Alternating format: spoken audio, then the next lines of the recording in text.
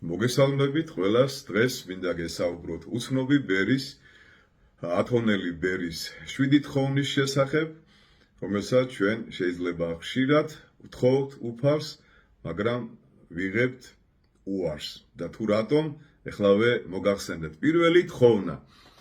ვთხოვე უფალს, რომ წაერთმია ჩემთვის სიამაყე და უფალმა თქვა: არა, სიამაყეს არ ვართმევ ადამიანებს, არამედ მისგან უარს ამბობენ. ესე იგი, ჩვენ ხშირად გვინდა, რომ ჩვენი ღვაწლის და ჩვენი რუდუნების გარეშე ღმერთმა არა მარტო სიამაყე, არამედ გარკვეული ცოდვები განგვაშოროს, მაგრამ ეს ყველაფერი არ მოხდება ჩვენს გარეშე. ჩვენ თვითონ უნდა ვთქვათ უარი სიამაყეზე, რითი? სიმდაბლით. რას ამბობს უფალი? ვინც თვით დამდადდების, იქ თვით ამაღლდების. ამიტომ განსაკუთრებით დიდ მარხვაში ჩვენ ვამბობთ უარს სიამაყეზე, როგორც მეზვერე და ხშირად ვთხოვთ უფალს, რომ ღმერთმა დაგვამდაბლოს, განგვარიდოს ყოველგვარი ქედმაღლობა, პატივმოყვარეობა და სიამაყე ჩვენგან. ეს ჩვენი ქმედების გარეშე არანაირად არ აღესრულება მექანიკურად, რომ ჩვენ დავრჩევთ ისევ ამპარტავნები, მაგრამ ღმერთმა განგვაშოროს სიამაყეს. მეორე თხოვნა, რომ თხოვე უფალს, რომ მოთმინება მოეცა ჩემთვის. უფალმა თქვა: არა, მოთმინებას არ აძლევენ, არამედ იძენენ მას განსაცდელებისაგან. ჩვენ ყოველთვის ამავე ჩვენოში განსაკუთრებით ვევედრებით ღმერთს, რომ ნუ შეგვიყვან ჩვენ განსაცდელსა, არამედ გვიხსენ ჩვენ ბოროტისაგან. ანუ მოთმინება ჩვენი ცხოვრების წესიდან უნდა შევიმუშაოთ.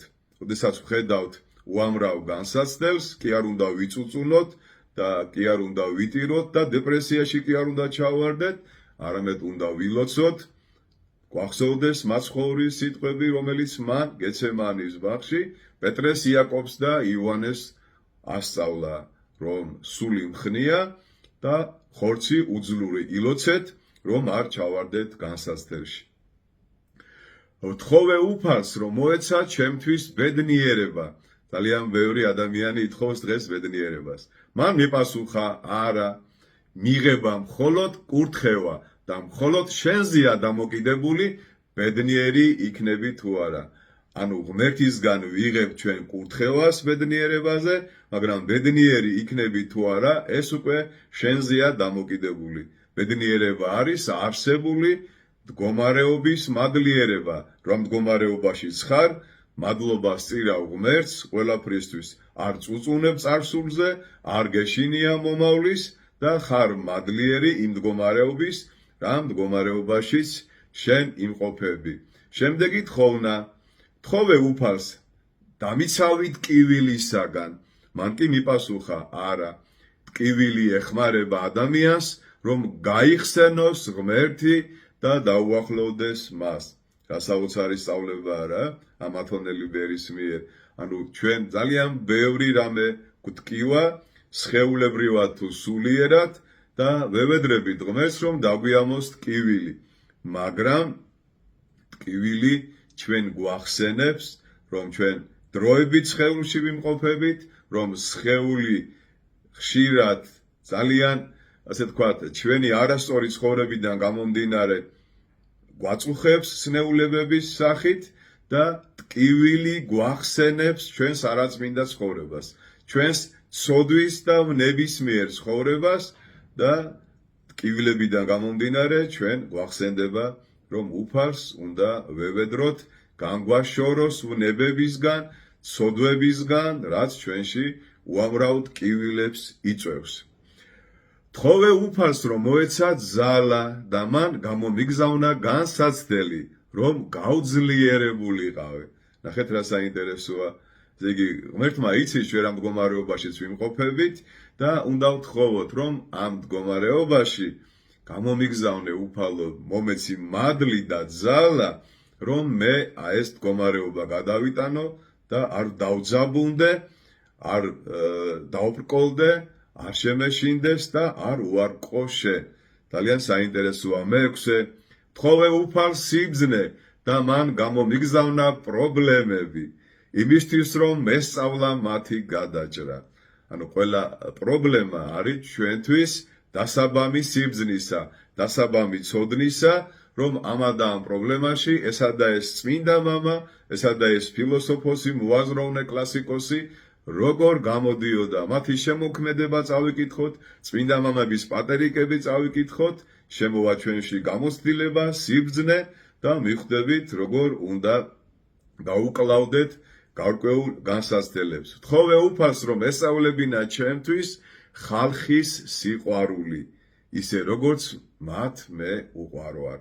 ხო ძალიან ხშირად ჩვენ ვამბობთ რომ საყვედურობ ჩვენ სახლობლებს, აი რატომ არ მკითხულობ, რატომ არ მირეკავ, რატომ არ მოდიხარ, რატომ დაგავიწყდი და ასე შემდეგ. არა, პირიქით ჩვენ უნდა ვთხოვოთ ღმერთს რომ მოგცეს სიყვარული, რომ ჩვენ კი არ უყვარდეთ ხალხს, ჩვენ შევიყვაროთ ჩვენს გარშემო არსებული საზოგადოება და ის საზოგადოება რომ დაინახავს ჩვენში სიყვარულს, აუცილებლად ისინი შეგვიყვარებენ.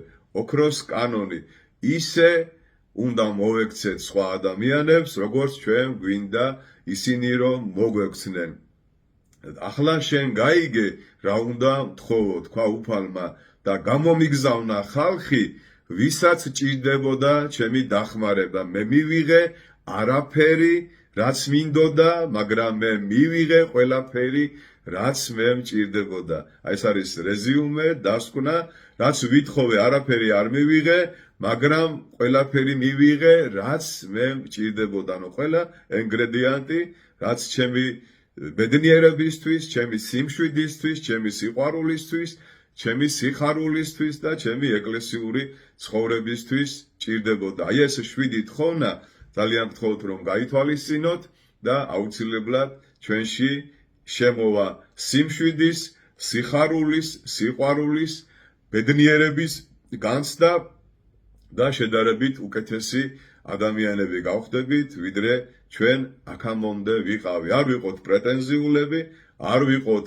ამაყები, არ ვიყოთ თვითდაჯერებულები, არ ვიყოთ მომთხოვნი სხვა ადამიანების მიმართ, მოვითხოვოთ საკუთარი თავიდან, მოვითხოვოთ მადლი, მოვითხოვოთ წყალობა, მოვითხოვოთ სიკეთე და არსებული განსაცდელებიდან, არსებული სნეულებიდან, არსებული გაჭირვებიდან გამოგვიყვანს უფლის სიბრძნე, უფლის მადლი, უფლის შემწეობა, ჩვენი თავდაბლობა, გონიერი ცხოვრება და აუცილებლად ჩვენს გარშემო ძალიან ბევრი ადამიანი მოგვბაძავს, ჩვენთან არის ღმერთი.